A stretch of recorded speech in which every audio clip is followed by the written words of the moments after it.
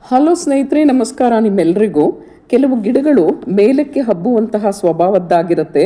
ಅವುಗಳು ಬೆಳೆಯೋದಕ್ಕೆ ನಾವು ಸಪೋರ್ಟನ್ನು ಕೊಡಬೇಕು. ಹಾಗಾಗಿ ಇವತ್ತು ನಾನು ಗಾರ್ಡನಲ್ಲಿ ಮೇಲಕ್ಕೆ ಹಬ್ಬುವಂತಹ ಇಂಡೋರ್ ಗಿಡಗಳಿಗೆ ಮಾಸ್ಟಿಕ್ಕನ್ನು ಯಾಕೆ ಬಳಸಬೇಕು ಅನ್ನೋದನ್ನು ತಿಳಿಸ್ತಾ ಇದ್ದೀನಿ. ನಾವು ಕೆಲವು ಗಿಡಗಳನ್ನು ಹ್ಯಾಂಗಿಂಗ್ ಪಾಟಲ್ಲೂ ಬೆಳೆಸ್ತೀವಿ ಮತ್ತು ಮಾಸ್ಟಿಕ್ನ ಸಹಾಯದಿಂದನೂ ಕೂಡ ಬೆಳೆಸ್ತೀವಿ. ಮಾಸ್ಟಿಕ್ ಮೇಲ್ ಹತ್ತುವ ಸ್ವಭಾವದ ಗಿಡಗಳಿಗೆ ಸಪೋರ್ಟ್ ನೀಡುವಂತಹ ಒಂದು ಸ್ಟಿಕ್ ಇದು ಗಿಡ ಮೇಲಕ್ಕೆ ಮತ್ತು ಆರೋಗ್ಯಕರವಾಗಿ ಬೆಳೆಯೋದಕ್ಕೆ ಸಹಾಯವನ್ನು ಮಾಡುತ್ತೆ.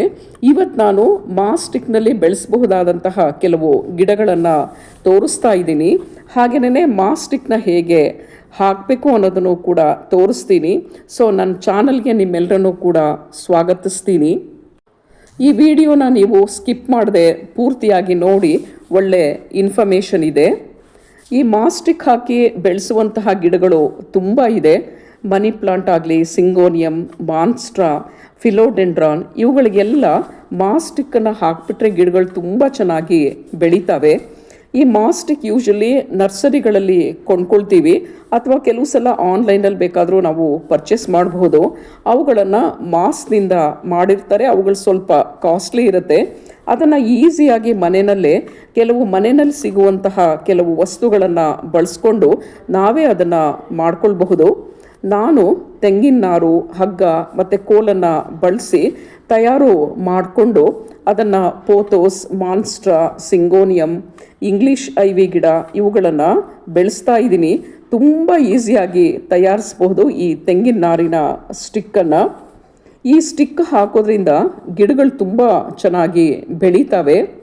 ನಾನು ಕೆಲವು ಮನಿ ಪ್ಲಾಂಟನ್ನು ಬೆಳೆಸ್ತಾ ಇದ್ದೀನಿ. ಅಂದರೆ ಕೆಲವು ವೆರೈಟಿ ಮನಿ ಪ್ಲಾಂಟ್ಗಳು ನನ್ನ ಹತ್ರ ಇದೆ. ಅದನ್ನು ಈಗ ತೋರಿಸ್ತಾ ಇದ್ದೀನಿ ನೋಡಿ. ಇದು ಗೋಲ್ಡನ್ ಪೋಥಸ್, ಫಿಲೋಡೆಂಡ್ರಾನ್, ಇದು neon money plant, marble queen, pearls and jade plant, Swiss cheese money plant, syngonium. ಇವುಗಳಿಗೆಲ್ಲ ಬೆಳೆಯೋದಕ್ಕೆ ಸಪೋರ್ಟ್ ಆಗಿ ತೆಂಗಿನ ನಾರಿನ ಸ್ಟಿಕ್ಕನ್ನು ಹಾಕಿದ್ದೀನಿ ನೋಡಿ. ಗಿಡ ಎಷ್ಟು ಚೆನ್ನಾಗಿದೆ, ಹೆಲ್ದಿಯಾಗಿದೆ ಮತ್ತು ಗ್ರೀನಿಶ್ ಆಗಿದೆ. ಈ ಎಲ್ಲ ಗಿಡಗಳು ಕೂಡ ಇಂಡೋರ್ ಗಿಡಗಳು ಆಗಿರೋದ್ರಿಂದ ಇವುಗಳನ್ನು ಮನೆ ಒಳಗಡೆ ಇಟ್ಬಿಟ್ರಂತೂ ಮನೆ ತುಂಬ ಬ್ಯೂಟಿಫುಲ್ ಆಗಿರುತ್ತೆ ಮತ್ತು ಅಲಂಕಾರಿಕವಾಗಿಯೂ ಕೂಡ ಇರುತ್ತೆ. ಈ ಮಾಸ್ಟಿಕ್ಕನ್ನು ಯಾಕೆ ಹಾಕಬೇಕು ಅಂದರೆ ಈ ಎಲ್ಲ ಗಿಡಗಳಿಗೂ ಕೂಡ ಏರಿಯಲ್ ರೂಟ್ಸ್ ಇರುತ್ತೆ. ಈ ಸ್ಟಿಕ್ಕನ್ನು ಸ್ವಲ್ಪ ತೇವವಾಗಿಟ್ಬಿಟ್ರೆ ಗಿಡದ ಈ ಏರಿಯಲ್ ರೂಟ್ಸ್ ಅದಕ್ಕೆ ಅಂಟ್ಕೊಂಡು ಚೆನ್ನಾಗಿ ಬೆಳೆಯುತ್ತೆ. ಹಾಗಾಗಿ ಗಿಡದ ಬೆಳವಣಿಗೆಯೂ ಕೂಡ ಉತ್ತಮವಾಗಿರುತ್ತೆ. ಜೊತೆಗೆ ಈ ಗಿಡಗಳಿಗೆ ಸ್ಟಿಕ್ಕನ್ನು ನಾವು ಯಾಕೆ ಹಾಕ್ತೀವಿ ಅಂದರೆ ಇದು ಗಿಡ ಮೇಲಕ್ಕೆ ನೇರವಾಗಿ ಗಟ್ಟಿಯಾಗಿ ಬೆಳೆಯೋದಕ್ಕೂ ಕೂಡ ಸಹಾಯ ಮಾಡುತ್ತೆ. ಅಂದರೆ ಗಿಡಗಳ ಗ್ರೋತಿಗೆ ಈ ಮಾಸ್ಟಿಕ್ ತುಂಬ ಸಹಾಯವನ್ನು ಮಾಡುತ್ತೆ. ಅಲ್ಲದೆ ಇದರ ಇನ್ನೊಂದು ಯೂಸ್ ಏನು ಅಂದರೆ ಈ ಗಿಡಗಳನ್ನು ಹ್ಯಾಂಗಿಂಗ್ ಪಾಟಲ್ಲಿ ನಾವು ಹಾಕಿ ಬೆಳೆಸಿದ್ರೆ ಅವುಗಳ ಎಲೆಗಳು ತುಂಬ ಚಿಕ್ಕದಾಗಿರುತ್ತೆ ಅವುಗಳು ಬೆಳೀತಾ ಹೋದಂತೆ. ಯಾಕಂದರೆ ಅಲ್ಲಿ ಏರಿಯಲ್ ರೂಟ್ಸ್ಗೆ ಬೆಳೆಯೋದಕ್ಕೆ ಅವಕಾಶಗಳು ಇರೋದಿಲ್ಲ. ಆದರೆ ಮಾಸ್ಟಿಕ್ನ ಸಪೋರ್ಟನ್ನು ಕೊಟ್ಬಿಟ್ರೆ ಗಿಡಗಳು ಮೇಲಕ್ಕೆ ಹೋದಂತೆ ಎಲೆಗಳು ಹೆಚ್ಚು ಗ್ರೀನಿಶ್ ಆಗಿ ಹೆಲ್ದಿಯಾಗಿ ಸೈಜಲ್ಲೂ ಕೂಡ ತುಂಬ ದೊಡ್ಡದಾಗಿ ಬೆಳೆಯುತ್ತೆ. ಯಾಕೆ ಅಂದರೆ ಮಾಸ್ಟಿಕ್ ತೇವಾಂಶವನ್ನು ಹಿಡಿದಿಟ್ಕೊಳ್ಳುತ್ತೆ. ಗಿಡಗಳು ಬೆಳೀತಾ ಹೋದಂತೆ ಅದರಲ್ಲಿ ಬರುವಂತಹ ಏರಿಯಲ್ ರೂಟ್ಸು ಈ ಸ್ಟಿಕ್ಕಿಗೆ ಅಂಟ್ಕೊಂಡು ಬೆಳೆಯೋದ್ರಿಂದ ಎಲೆಗಳು ಸಾಮಾನ್ಯವಾಗಿ ಇನ್ನಷ್ಟು ದೊಡ್ಡದಾಗಿ ಬೆಳೆಯುತ್ತೆ. ಆದ್ದರಿಂದ ಈ ಗಿಡಗಳಿಗೆ ನೀವು ನೀರನ್ನು ಹಾಕಬೇಕಾದ್ರೆ ಎಲೆಗಳ ಮೇಲೆ ಬುಡಕ್ಕೆ ಮಾತ್ರ ಅಲ್ಲದೇನೆ ಮಾಸ್ಟಿಕ್ ಅಥವಾ ಕಾಯಿಲ್ ಸ್ಟಿಕ್ಕನ್ನು ಕೂಡ ಪೂರ್ತಿ ನೆನೆಯೋ ಹಾಗೆ ನೀರನ್ನು ಹಾಕಬೇಕು.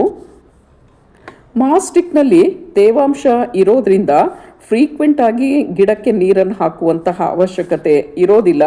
ಆದ್ದರಿಂದ ನೀವು ನೀರನ್ನು ಹಾಕಬೇಕಾದ್ರೆ ಮಾಸ್ಟಿಕ್ಕನ್ನು ನೆನೆಸೋದನ್ನು ಮಾತ್ರ ಮರಿಬೇಡಿ. ಇದನ್ನು ಹೇಗೆ ಹಾಕಬೇಕು ಅಂದರೆ ಈ ಮಾಸ್ಟಿಕ್ಕನ್ನು ಸ್ವಲ್ಪ ಆಳಕ್ಕೆ ಮಧ್ಯಭಾಗದಲ್ಲಿ ಹಾಕಿಬಿಟ್ಟು ನಂತರ ಅದರ ಸುತ್ತ ಗಿಡಗಳನ್ನು ಹಾಕಿ ಅದನ್ನು ಕಾಯಿಲ್ ಸ್ಟಿಕ್ಕಿಗೆ ಕಟ್ಟಬೇಕು. ಆಮೇಲೆ ಅದು ತನ್ನ ಏರಿಯಲ್ ರೂಟ್ಸನ್ನು ಈ ಸ್ಟಿಕ್ಕಿಗೆ ಅಂಟ್ಕೊಂಡು ಬೆಳೆಯುತ್ತೆ, ಚೆನ್ನಾಗಿರುತ್ತೆ ಅದರ ಗ್ರೋತ್ ಕೂಡ.